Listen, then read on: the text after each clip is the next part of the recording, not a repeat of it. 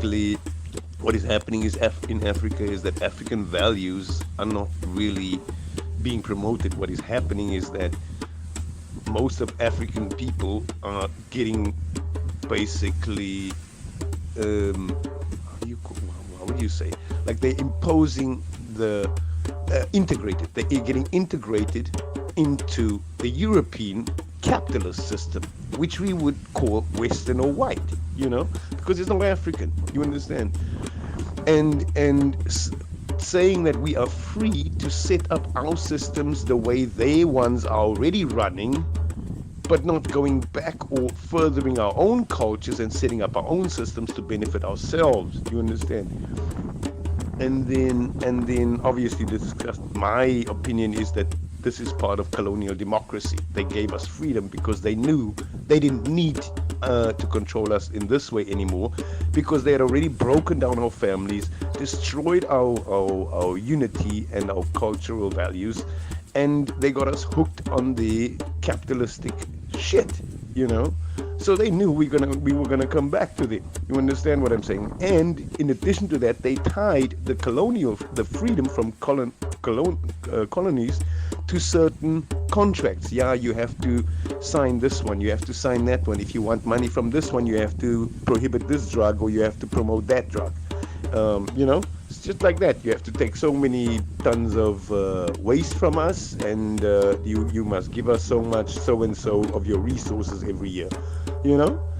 All this nonsense, they tied it to that. You understand? So that didn't help us at all, and this is what's happening. So what basically this guy was saying is that the system is fucked because it's not democracy. And I said yes, but that still doesn't matter when it comes to voting now. Because even if you were dissatisfied with everything in the system, the only way to change it is to actually vote. And it will only happen. This is one of those things where it really is the more the merrier. It will only happen once everybody votes. Like, you cannot sit on your ass and say, well, I voted and still nothing is changing, so voting doesn't help anything. Because yes, you voted, but how many people did you drag with you? Did you kick their butts? Did you basically hit them to the booth? You know what I'm saying? Because this is what you need to do. If you really want that change, you need to work very hard on getting everybody to that booth. Everybody in your circle. Because only when the whole family sits at the table can they determine what happens to the family.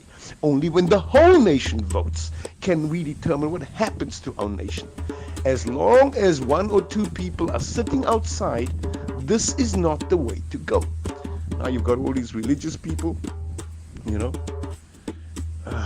and I remind them, listen, first of all, my lecturer, he was like, okay, if you pass a test with 80%, where did the 20% knowledge go that you didn't have or missed?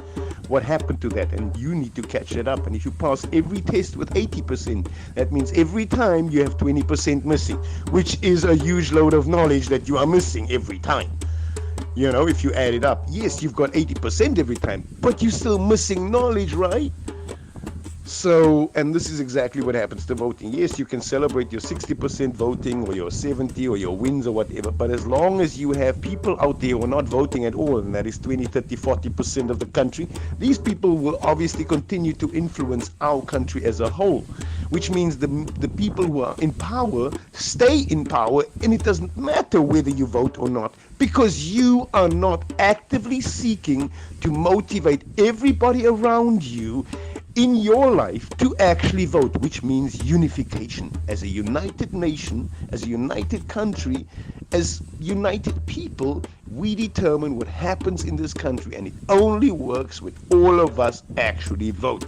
And once we all vote, then you will see the system change, because then these opinions like yours that the system is fucked will actually come to light. They will go into parliament. But until then, every time one person doesn't vote, he prevents my people from going into the parliament, because they don't achieve that kind of